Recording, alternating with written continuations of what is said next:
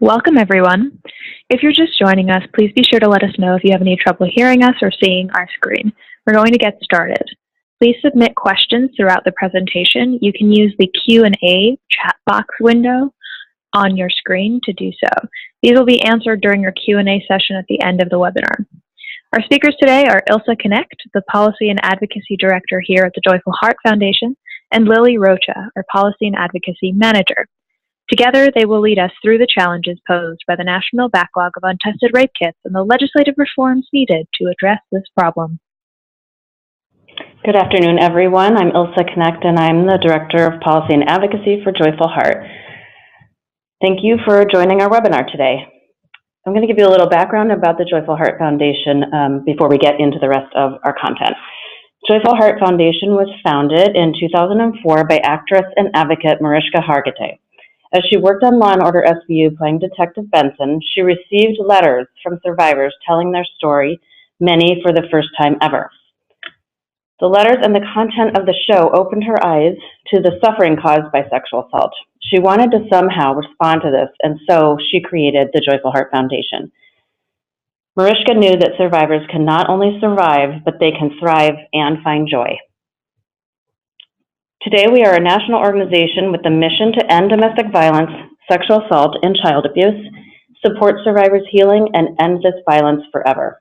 Our #1 advocacy priority is getting every rape kit, backlogged and new, tested within a timely manner. Hello, good afternoon. My name is Lily Rocha, and I want to talk to you a little bit about starting off with rape kits. So in the United States, every 98 seconds, someone is sexually assaulted. And when the victim reports the assault to the police, or a hospital or a rape crisis center, the medical professional will conduct an exhaustive and invasive 4 to 6 hour medical forensic examination of the victim's body. They're looking for DNA evidence left behind by the attacker, and they're also addressing the victim's medical needs. And during this exam, the victim's body is photographed, it's swabbed for biological evidence. The examiner will collect and preserve the evidence in a sexual assault evidence kit, often referred to as a rape kit. Survivors can consent to release this kit to law enforcement and report the crime, or they can have the kit tested later, and these kits are known as non-investigatory, anonymous, or unreported kits, depending on the jurisdiction. So forensic scientists will work to obtain a DNA profile of the assailant from the samples collected in the rape kit. If the DNA profile is obtained, the lab uploads that profile to state and national DNA databases such as CODIS, the Combined DNA Index System. DNA is an incredibly powerful tool for law enforcement. When it is tested, DNA evidence can identify an unknown assailant, confirm the presence of a known suspect, affirm the survivor's account of the attack, discredit the suspect, connect the suspect to other crime scenes to identify serial offenders, and also exonerate the innocent. Testing rape kits for DNA evidence can both solve and prevent crimes. However, many of these kits are never tested.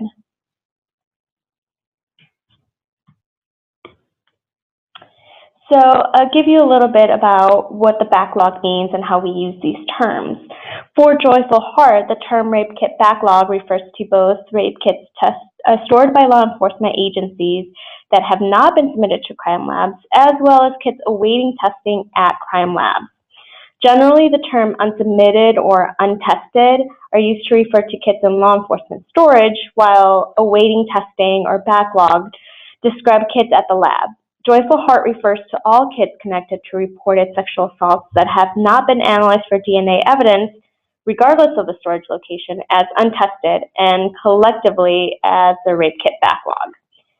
Most jurisdictions don't have systems for tracking or counting rape kits, so we don't actually know the total number of untested kits sitting in police and crime lab storage facilities.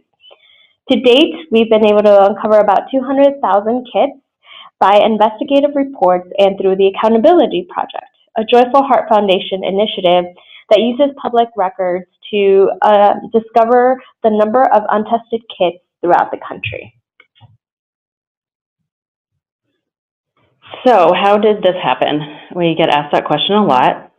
Large numbers of untested kits in a community is indicative of criminal justice system dysfunction and of larger rape culture. As our founder Mariska often says, the Rape Kit Backlog is a clear demonstration of how society regards the crime of sexual assault. The Rape Kit Backlog is a systemic failure to take this crime seriously as the scourge that it is, and that failure is spread among many stakeholder groups. So what factors contribute to this problem? This takes a little bit of time to unpack, so just bear with me. Most states do not have laws around the handling of rape kits. In fact, most jurisdictions and individual agencies do not even have a written policy. This means that it generally comes down to one individual deciding to test a kit or not test a kit. That person brings their bias, their misconceptions, and perhaps apathy to that decision. And victim blaming is all too prevalent still in our society. More than any other crime, survivors of sexual assault are judged and blamed for the assault and not believed. All too often, the person making the decision, whether it's law enforcement or a prosecutor, lacks training about how trauma can impact a person's brain and behavior, leading them to misinterpret certain victim reactions or their ability to recall details as lying or not telling the truth. Some law enforcement and prosecutors lack knowledge about DNA and DNA databases and do not fully understand how DNA can be useful to sexual assault investigations. And some don't know the truth about sex offender patterns, that they commit all kinds of crime, that they are not specialists, they rape people they know and people they don't know, and most don't stop. This gap in knowledge can cause many cases to be shelved, literally. Some law enforcement and prosecutors still believe that testing only makes sense when the offender is unknown. That is not the case, and we will talk more about that. Lack of resources is a real issue. Some blame the backlog on this solely, and that's not the truth. When something is a priority, government finds money for it. Lily will cover more on funding later. Labs play a part in this problem too. Some labs still won't test kits from a non-stranger case, or their policies are unclear, so law enforcement doesn't send those kits. Policies at labs need to be updated and disseminated. Labs are also underfunded and understaffed, another indication of the priority of this crime in state budgets. So the question also gets posed often, why test all kits? Sexual assault has the lowest arrest rate of all violent crime. What's important to know is that the DNA database, CODIS, is a powerful law enforcement tool. And when tested, the DNA in rape kits, once entered into the DNA database, can match a perpetrator whose DNA is already in the database for a previous crime, or in some states for a felony arrest. CODIS can help identify unknown offenders and link crimes together, thereby identifying serial offenders. When kits are shelved, dangerous offenders remain on the streets. We've heard the stories again and again, and survivors wait for justice. Mandating the swift testing of all kits connected to a reported crime sends powerful messages. To survivors, we will do what we can to help you find a path to healing and justice. And to perpetrators, we will use whatever tools we have to come after you and take you off the streets. Lastly, it demonstrates a commitment to public safety. It's critical for you to know that just this last summer, the federal government supported the move to test all kits in their 2017 Best Practices for Sexual Assault Kits report. Great. And so ending the backlog, as we've talked about it and discussed its background, really requires a coordinated effort and deep commitment from stakeholders who will raise awareness, expand access to services, and promote legislative changes to make sure that survivors are getting the justice that they deserve and that we're making communities safer. And we're very grateful to leaders such as survivor advocate Debbie Smith, who built a national movement in the support of DNA testing, former prosecutor Linda Fairstein, who pioneered the use of DNA in investigation of sexual assault, and the United States Vice President Joe Biden, who has made addressing sexual violence a cornerstone of his career in public service. We're also thankful to the many state leaders, such as state coalitions, sexual assault kit initiative teams, state agency leaders, law enforcement, prosecutors, victim advocates, and medical professionals who are taking steps in their disciplines and in their communities to eliminate the backlog. And in 2017, 77 bills were introduced in 34 states. Of these, 18 laws and 4 resolutions were passed in 19 states, so we see that there is a momentum building to bring about legislative change. And when we talk about legislative change, Joyful Heart has 6 pillars of rape kit reform that, when enacted, bring about comprehensive legislative reform. So Illinois and Texas were the first states in the country to pass any type of legislation regarding rape kit handling and processing in 2010. In the time after, stakeholders started asking, what does comprehensive reform look like? And that's when Joyful Heart started talking to experts, from survivors to victim advocates, law enforcement, prosecutors, medical professionals, and other advocacy groups involved in this field. And so through interviews with a lot of these professionals, through research, we came up with six pillars of reform that, when implemented again together and complement each other, can really bring about change in the state for the survivors.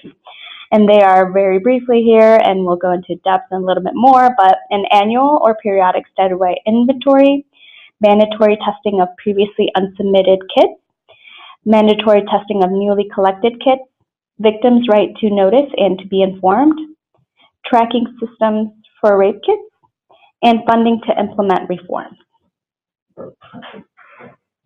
Our first pillar that we look at is annual inventories. So an annual statewide inventory determines the number of untested kits in storage at law enforcement agencies, hospitals, crime labs, and really any facility that will be handling rape kits. Legislation should mandate all relevant facilities submit this information to a designated state-level agency within 180 days. Inventories can also collect information about why kits were not testing, helping you determine what factors lead to the accumulation of untested sexual assault kits. This brings transparency and accountability in the rape kit handling process. Survivors, legislators, stakeholders, and the general public will be able to ascertain the current scope of the backlog and monitor progress throughout the years. Anonymous kits, as we mentioned, should be considered separately. They should be inventoried separately and counted, but again, not tested. So far, 23 states and Washington, D.C. require one-time, annual, or periodic inventory. And once you have information from your inventory, there should be a legislation to test all of the backlog kits that were identified, with deadlines for law enforcement to submit the kit to the lab and for the lab to test the kits. We recommend that all backlog kits in the possession of law enforcement be submitted for analysis within 180 days of enactment. Labs should test the kits within 90 days of receipt from law enforcement. Anonymous kits can be exempted with a clause specifically stating that these kits will not be submitted or tested. Regardless of how much time has passed or if the statute of limitations has expired, kits connected with a reported crime should all be tested. These kits can connect cases together and help bring closure for a survivor. So far, 8 states require the testing of backlog kits, including Kentucky. A 2015 inventory found more than 3,000 untested rape kits. Kentucky State Police received a $1.9 million grant to help test these kits, and lawmakers also passed a bill aimed at setting timelines to speed up the testing. And as of November 2017, all have been tested at the crime lab, and 356 cases have been submitted to the national database, and 240 of those have been linked to offenders. Our third pillar ensures that a backlog never happens again. States should enact legislation to test all newly collected kits within explicit timelines. Our recommendation is 7 days, and that those kits be tested within 30 days. And again, there is a carve out for anonymous kits. 20 states have laws to require the testing of all newly collected kits. And most victims, after having a forensic exam, never hear again about their kit, sometimes even asking multiple times. Our 2016 research on victim notification found that for survivors who want information about their case, not having it severely hampers their healing and well-being. Access to information about their case can help to counter the loss of self-determination and control that is at the heart of the sexual assault experience. So our fourth pillar is granting survivors explicit rights to know the status of their rape kit. The law should be meaningful, therefore not hinged on whether funding is available, and it should provide a clear way for survivors to receive this information.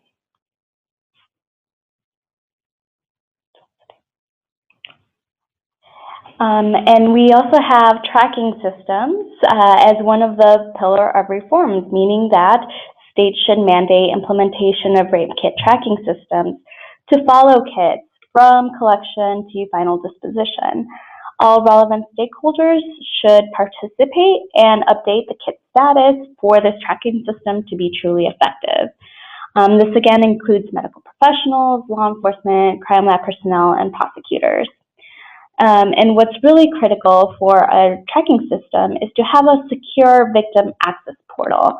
So this is a portal through which survivors can go in and track the location of their kit and get updates about how their kit is moving along the chain of custody. Provides a way for survivors to get the information that they're seeking, which Ilse has explained has been critically beneficial for many survivors who are looking to heal. So far, 5 states require the creation of a tracking system, and actually, that 7 states require the creation of a tracking system, including Idaho, who built and launched the country's first statewide system and is offering the customizable software for free to other states. And our last pillar of reform is state funding.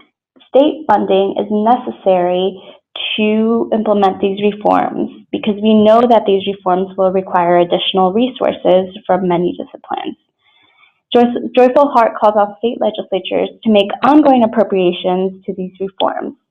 An inventory can, again, identify where your backlog is concentrated and help you make decisions about where to allocate resources.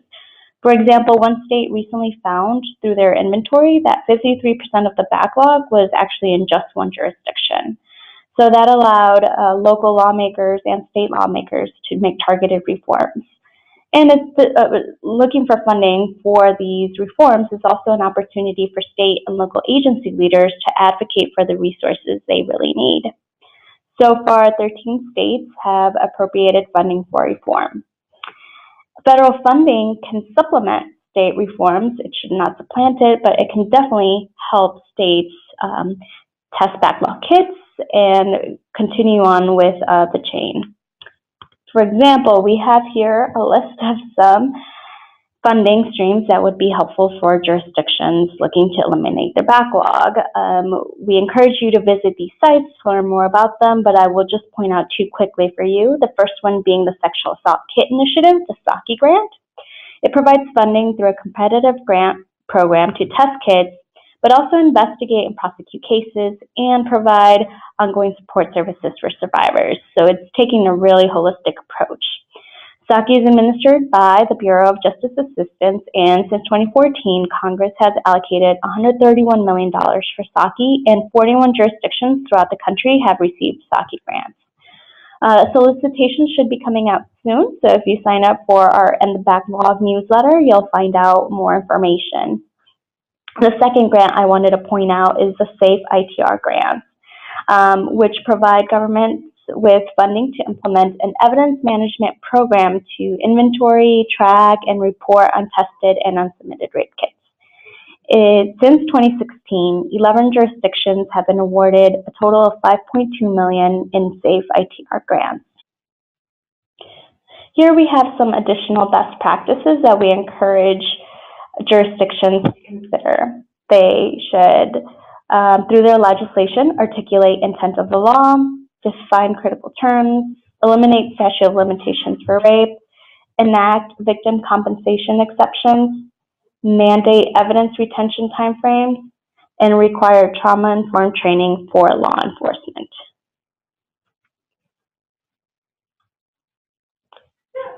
Okay, we're going to move on to talking about some of the crimes that have been solved by testing rape kits that have been sitting sometimes for decades.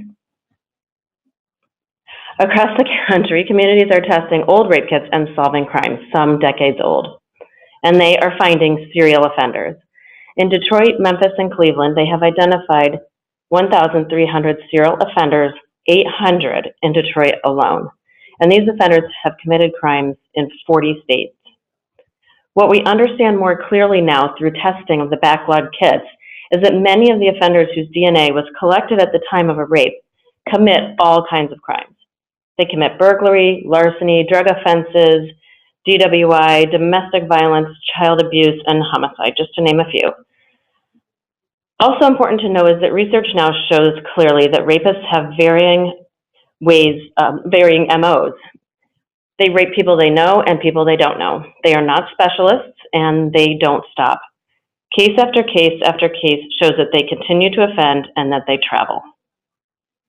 The offenders identified in Detroit have committed crimes in 40 states. These offenders are a drain on law enforcement resources and communities, and we can stop them by testing all rape kits. So one case I want to talk through for just a minute. There's so many.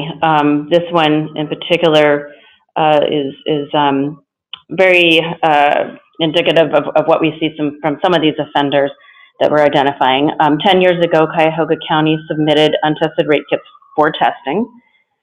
Through that testing, 8 rapes from 1996 to 2004 were connected via the National DNA Database.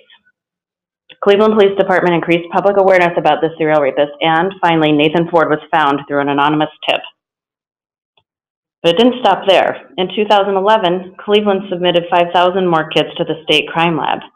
Now, Ford has been linked to 15 additional sexual assaults in Cuyahoga County alone, and even more in Northeast Ohio.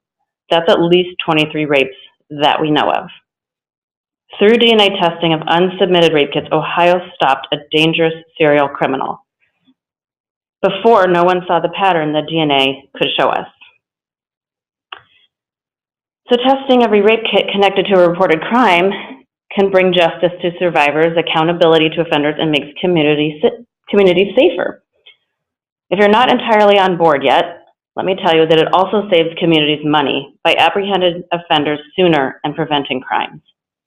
Case Western University in Cuyahoga County researched the cost savings related to testing their kits and found a savings of $8,893 per kit, a total of $48.2 million in savings from future averted sexual assaults.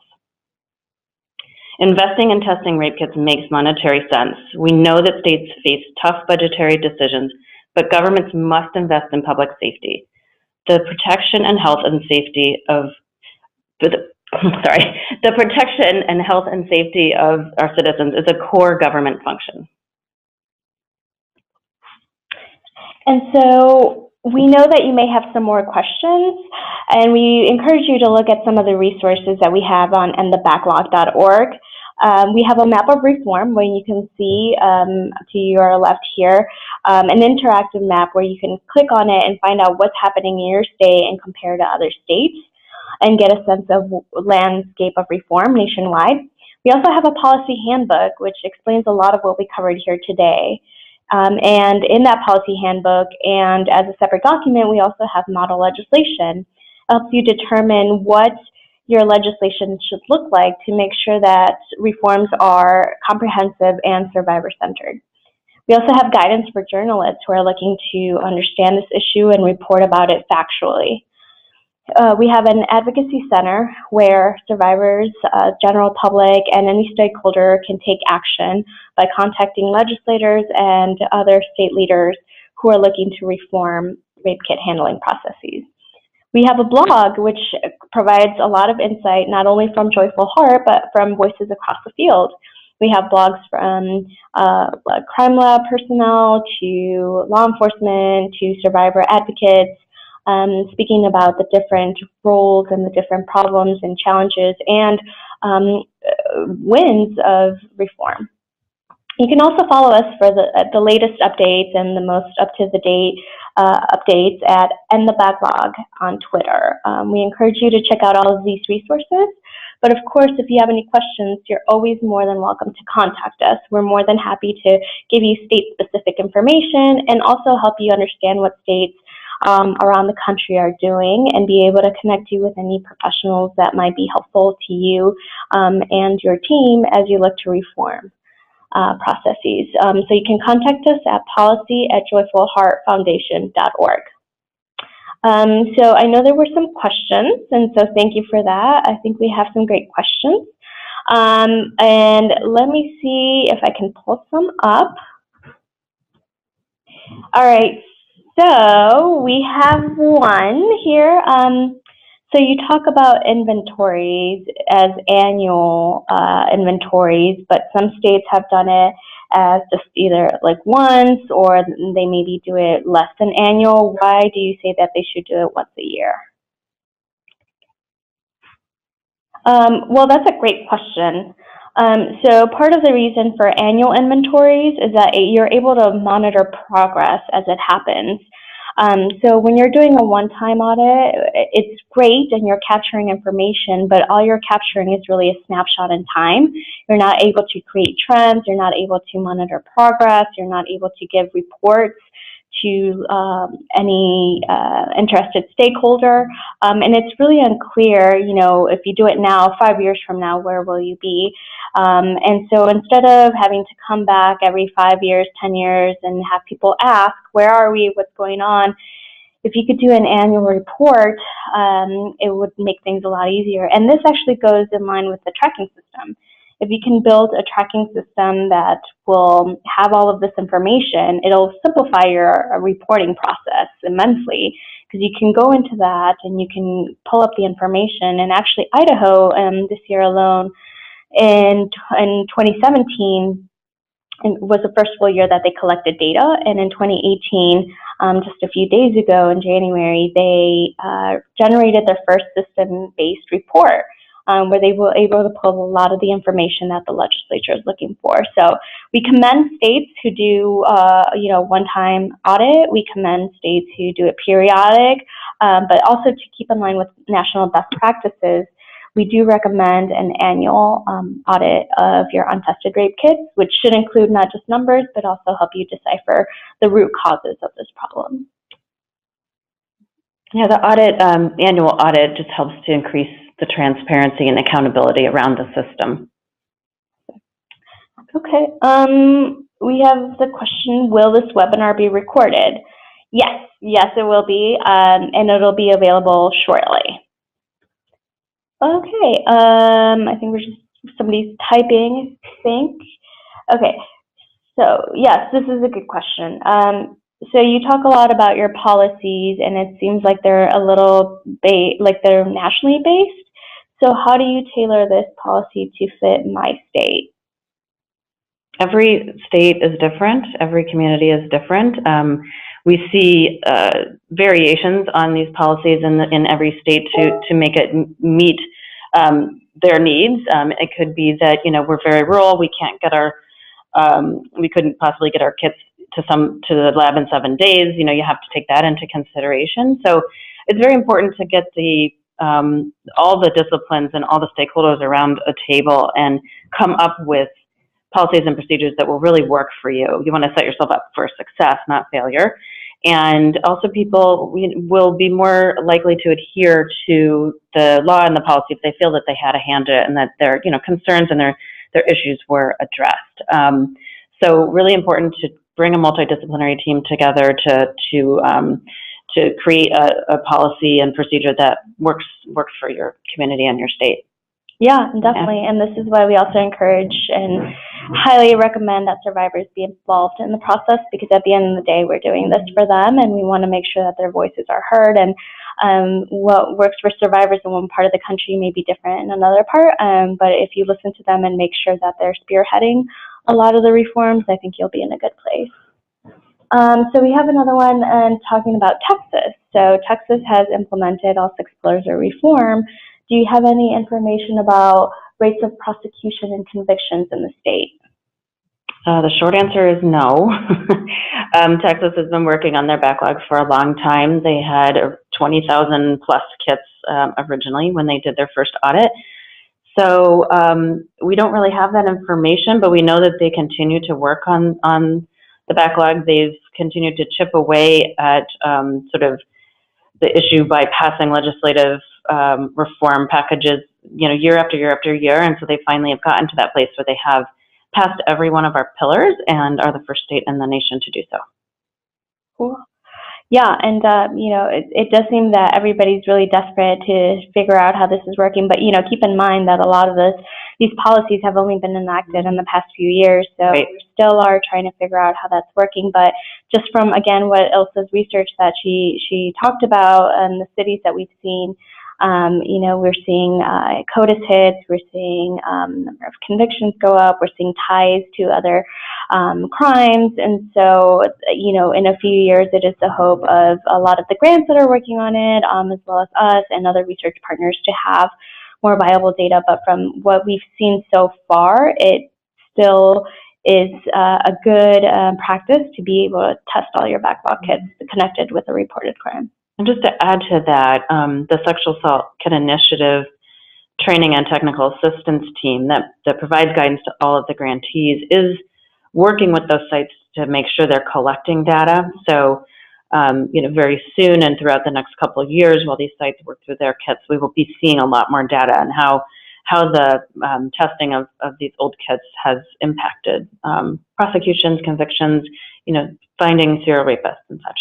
Yeah, and we advocate in that research. We also talk about survivor well-being and, not just looking at cold hard numbers, but, again, at the end of the day, we're doing this for survivors. And so, kind of going along with the trend of the research that we did in 2016, looking at how victim notification affects survivors and any preferences, making sure that research takes that into account as well as a key priority for us.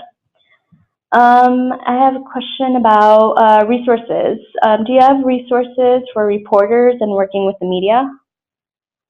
Yes, on our website, Lily mentioned that we do have some resources for reporters and